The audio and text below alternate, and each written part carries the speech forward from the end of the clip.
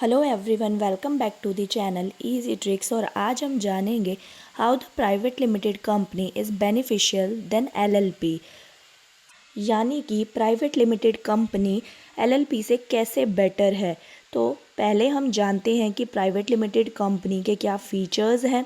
Private limited company एक legal entity है और ये सूटेबल उनके लिए है, जैसे कि अगर कोई small and medium size business करना चाहते हैं तो उनके लिए ये सूटेबल है।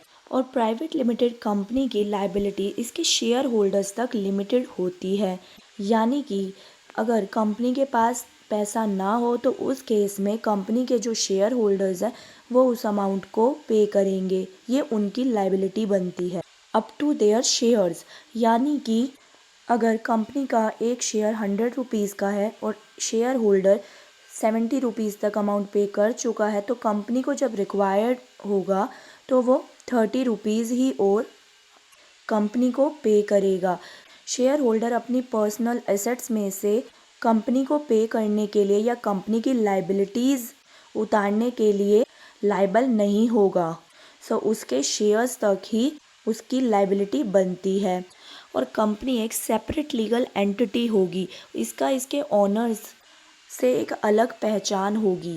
प्राइवेट लिमिटेड कंपनी बनाने के लिए मिनिमम 2 मेंबर्स रिक्वायर्ड होते हैं एंड 2 डायरेक्टर्स भी रिक्वायर्ड होते हैं और मैक्सिमम 200 मेंबर्स तक प्राइवेट लिमिटेड कंपनी के मेंबर्स हो सकते हैं।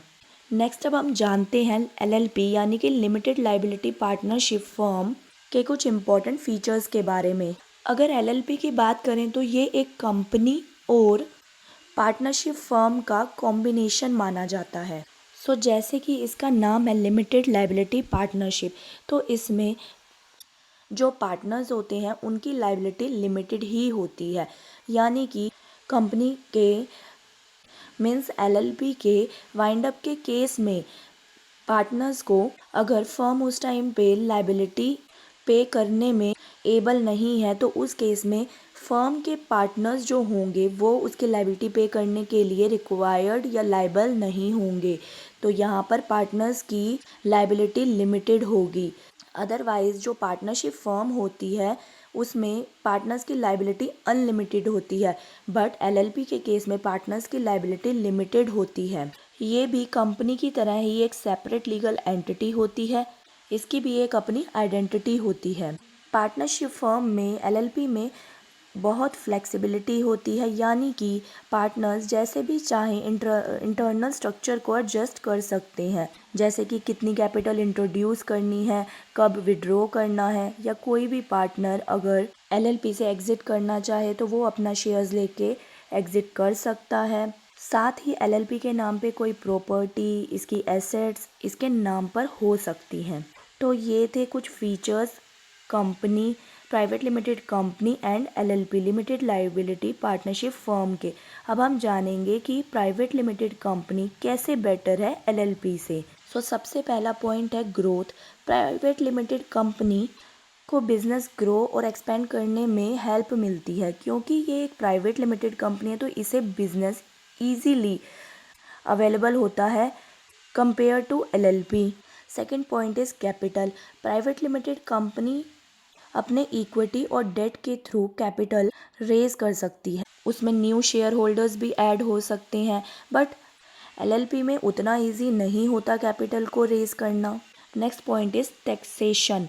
प्राइवेट लिमिटेड कंपनी का जो टैक्स रेट है वो लो है as compare to LLP and company को काफ़ी टैक्स बेनिफिट्स भी अवेलेबल है। Next point is creditability. Private limited company की क्रेडिटेबिलिटी ज़्यादा स्ट्रॉन्ग होती है, क्योंकि एक प्राइवेट लिमिटेड कंपनी पे ज़्यादा ट्रस्ट करते हैं लोग, कस्टमर्स, सप्लायर्स, इन्वेस्टर्स उस पर ज़्यादा ट्रस्ट करके उसके साथ डील करना चाहते हैं as compare to LLP. Next point is foreign investment. Private limited company को फॉरेन इन्वेस्टर्स के लिए ज़्यादा रेगुलेटरी हर्डल्स फेस नहीं करने पड़ते as compare to LLP.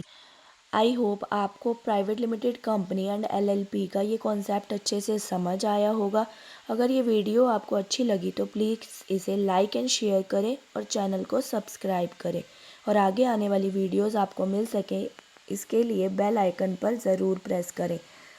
Companies act, income tax act से रिलेटेड वीडियोस देखने के लिए आप चैनल की प्लेलिस्ट में जाकर देख सकते हैं। Thank you for watching the video.